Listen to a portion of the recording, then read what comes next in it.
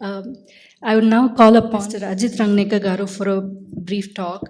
Ajit Rangnekar Garu is the Director General of Research and Innovation Circle of Hyderabad, a Telangana government initiative. He also heads the PSA supported Hyderabad City Cluster Initiative, which is a collaborative network of research and academic institutions, industries, startups, civic bodies, and government to implement science and technology innovation for mass impact. He retired as the Dean of Indian School of Business, India's highest ranked business school. He has been a member of many global committees in business education. He is governing body member of IIITH, founding member of T Hub, a board member of companies, and many more to his list. Thank you, sir. Please, few words. Thank you. Thank you. First and foremost, I'm going to stand here. Over the last 20 years, I've realized that this is the best place. You stand on Jay's side, he does all the work, I take half the credit. So thank you, Jay, for me. So, and you asked me to talk about problem-solving mindset. You didn't tell me Suchitra was going to be sitting here. I mean, they are the ones who are solving all the real problems and how they solve it. So what are you asking me to do? So thank you, Suchitra and Krishna, for doing the world such a big favor. I really appreciate it. So, there are some of us, and I think Jay and I perhaps are of that vintage. When we started our career, we used to actually make 15-year plans. 15 years. There used to be a national 5-year plan. Okay. And the world was simple. If you look at the world and what happened, there was very little change that kept happening. Most of the change was what the government did once a year at budget. That was the only real change. So in some ways, we were like a small pond. Very stable, nothing changed, nothing happened. Only the rain that happened once a year from the government, either it was a flood or it was a drought. That was the only change that happened in our lives. Everything else was calm, quiet. We had very little data. If you think of management, education, and problem solving, many of these things started around 1950. So they were all relatively young. Okay, around 91 thereabouts. First of all, we opened up. Then came Y2K, and then came the dot-com revolution, and things started changing rapidly. Today, if I can shift from that pond analogy, we are like in an ocean, right? Where it's also not a stable ocean. Today suddenly there is a storm, thereafter there's some big winds, thereafter there's something, right?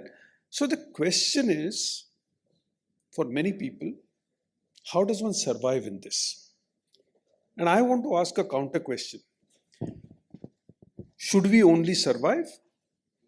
Or should we choose that even in this storm, even in this thing, we will choose our direction and we will go there, right? And I think that is what we are looking at today. And that is the kind of problem solving that people are doing today, right? And before we start, talking about this, see, I think first thing is knowing the right problem to solve.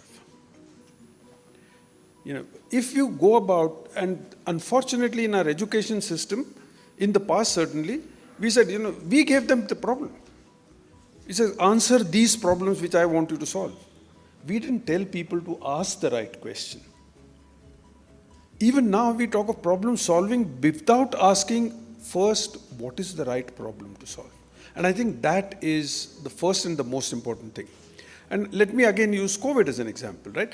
Every day we read about 4,000 new cases of COVID, this, that. And I'm asking, why is it relevant? What is relevant is how many are getting hospitalized and are any people dying? And if nobody is or most people are not, then whether that number is 4,000, 40,000, 50,000. However, if you were China, then that number matters. Because they have chosen that we are going to stop this thing, and even if there is 5 people, we'll shut the city down, right? So depending on what they have chosen to whatever it is, but to stop the spread. We have chosen to use vaccinations and other these things to control the spread and to continue with our life. So depending on what problem you choose to solve, you will look at information, data, etc. So the first thing always is to look at what is the problem. Okay, then problem solving. Every day in the media, we read about this problem, that problem, whichever party you are in, right? If you are in opposition here, if you are in power there, you all start problem, this problem, not solve this problem. So problem solving does not mean moaning about a problem. Problem solving does not mean I do it, Jay, please solve it. But problem solving does not mean asking somebody else to solve it. Problem solving means taking ownership for solving the problem. Saying, I am going to do my bit, however big that problem is, and in fact, bigger the better, and how am I going to solve it? So that. Now, we teach structured approaches to problem solving in limited areas. And as people who have been in education, unfortunately, even today, we teach that in silos. So in business school, for example, we say it's a marketing problem. But it's also a human problem. It's also a manufacturing problem. It's also a funding problem. No, that somebody else will teach. Right? So that, from there, we have to now shift to solving problem where we look at all the ramifications of that problem solving. Take a simple case. If I want to provide clothing to the poor, and I say I'm going to make t-shirts, do we realize that each t-shirt uses 3,000 liters of water? 3,000 liters of water for each t-shirt. And by the way, in this world, we make some 5 billion t-shirts every year. So just think of the water we are wasting. Do we think about it?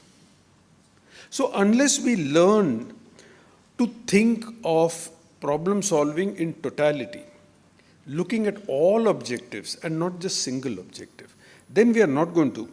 So these complex problems are going to require multidisciplinary, multi-objective, multi-people approaches, which unfortunately we don't teach. This is where experiential learning comes into play, right? Because that is where we bring various people together, we try it out, we fail, we redo it, we learn from it, and we do it. Right? And this is not a one-time. Today even I think that I have to learn every single day. Every single day. So for all of you as young, I really wish I was 12 or 10 or something years old, and I could get the benefit of programs like this as Soil. Because I think there's just so much to learn in this world, and there's so much one can do in this world that I just find that so inspiring. By the way, again, Krishna is a classic example of a man who just learns every day and wants to do everything. So how does one do that? This is where programs. So when I first heard of Soil, that is what excited me. That this is what we have to do. This is something that is going to be a way of life. This is not a one-time education process. A few years ago, we started design thinking, which was the first step. I think what you people are doing now is, I think, the way in which we all have to, it's a way of life. It's the way we look at issues, it's the way we think of solving them, it's the way we collaborate. So I have to say, this is why we extended that discussion, because it really excited me. I look forward to your progress in any which way that I can be of help and support. I'd love to do it. And I do hope that many, many young people will take advantage of it. Thank you very much.